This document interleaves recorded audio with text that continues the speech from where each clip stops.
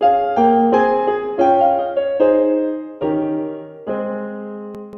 is Denise Allen with Your Pennsylvania Ancestors, and I'm so excited to share with you one more part of my research trip to Center and Clearfield counties to do research on my Curry family.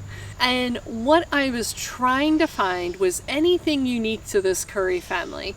So the question with genealogy research and historical societies is, does that society have something unique of my ancestors that they've stored there, right? So a lot of these historical societies, every county in Pennsylvania has one. So this is the first thing to know. Every single county in Pennsylvania has a historical society or a historical museum, and usually several historical sites run completely by local people. And so is my ancestor involved enough, or did they do enough significantly that the historical society might have captured some of their life?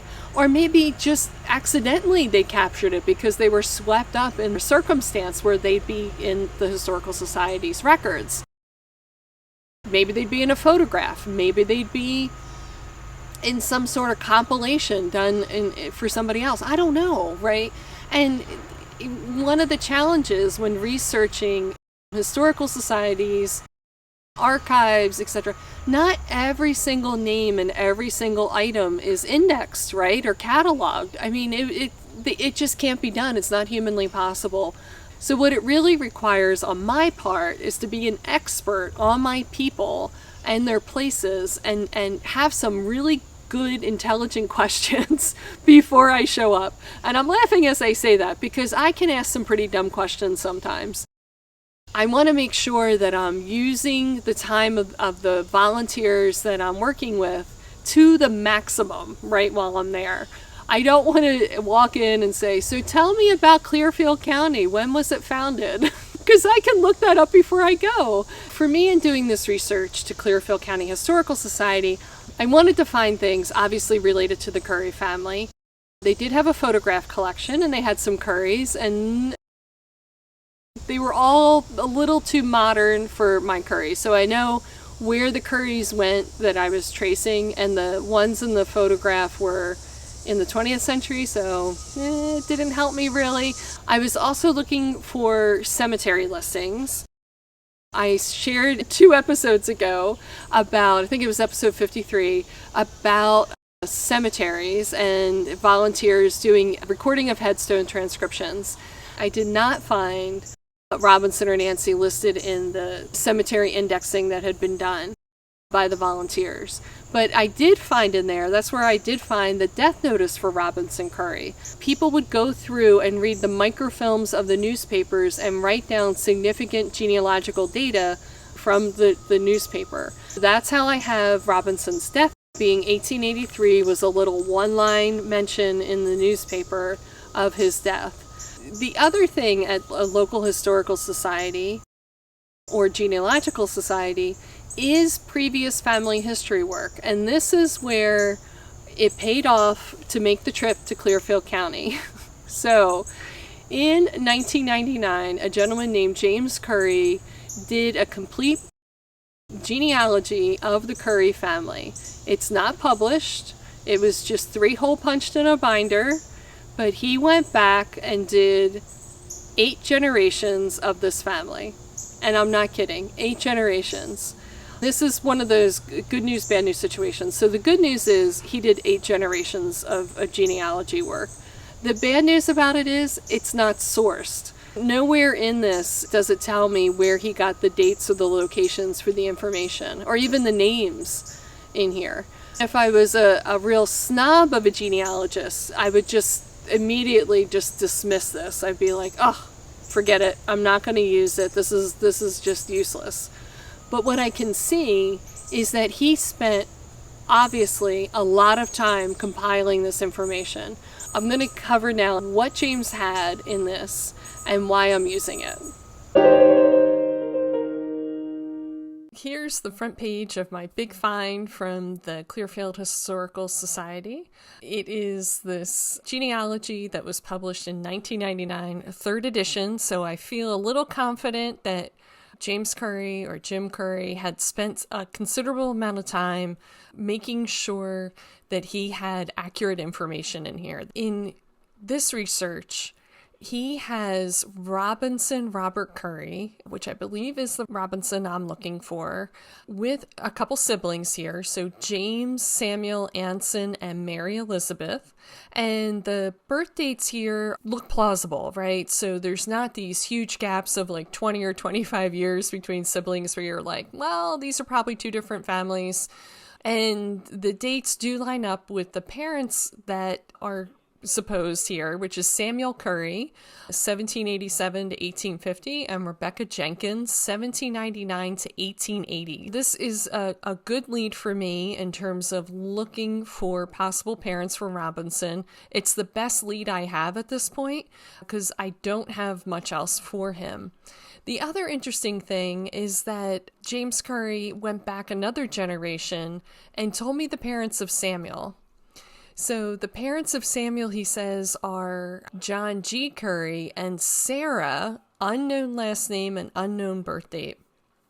And these are the siblings of Samuel. We have James, a Richard, a William. There's that William name again. Elizabeth and Caleb with a question mark was in the description.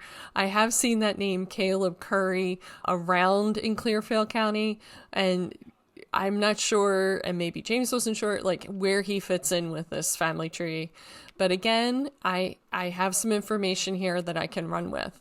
So I'm making another research plan, and my research plan with this information is to try to figure out if this family tree is true or not. I'm going to be looking for records to provide evidence to support the genealogy published by Jim Curry in 1999. I'm just going to go ahead and run with this. It's the best I have to work with right now. And I'm going to look for records, just like I did before with William and Robinson. Some of these individuals lived in a time where I might be able to find some birth certificates, death certificates, or marriage licenses. And there were birth and death registrations at the county level.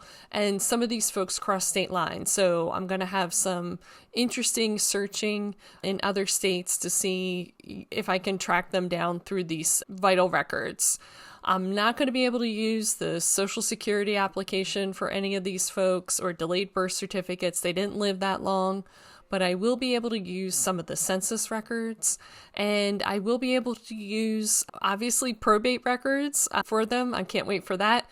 Land deeds, and then the military pension records. I actually had an appointment at NARA in Washington, D.C. They were open for a few short weeks. I had an appointment and just found out last week that that appointment was canceled due to rising COVID numbers. So I won't be able to work with Civil War pensions right now, but I do have them listed and I know who to go for. Robinson didn't serve, but the men that were his siblings did. And I'm just going to save that for a future episode in case I do get those records. Unfortunately, Civil War pensions not digitized. But maybe there's an War of 1812 pension that might help me out here. They're a lot smaller, but I don't know. I can put it on my list. And then more records I can use. I've already looked for all the previous published genealogies and at the county biographies, but now I can go back through newspaper articles, look for church records, the cemetery records again, and court cases, and of course tax records. So now I know Clearfield County has tax records. I went through them once. I can do them again, looking for all these individuals, particularly the men are listed most often, and see what I can figure out in terms of relationships between them. And what will I find? Stay tuned to find out. Shout out to Patricia Johansson, Sandy O'Boyle, Nancy Kurchowski, and Bill Kirshner for their ongoing support. Thank you. Now moving forward with my Curry family, I have a framework to work from in terms of possible siblings for Robinson Curry. This is a good hypothesis that I can start with for future research and test it out to see if it works. So look at the records of these other individuals and see what I can find to see some other associates and friends and neighbors of these individuals. This is going to require a lot of documentation, a lot of writing things down, a lot of taking time, as J. Mark Lowe says, to mull and ponder. I love when he says that. You collect information, you find records, and then you mull and ponder over it. Sometimes you get questions in the middle of the night or while you're brushing your teeth. You'll go, hey, maybe this is something I could do around this record. And I'm looking forward to having some of those flash of insights to move me forward with this research. This is Denise Allen.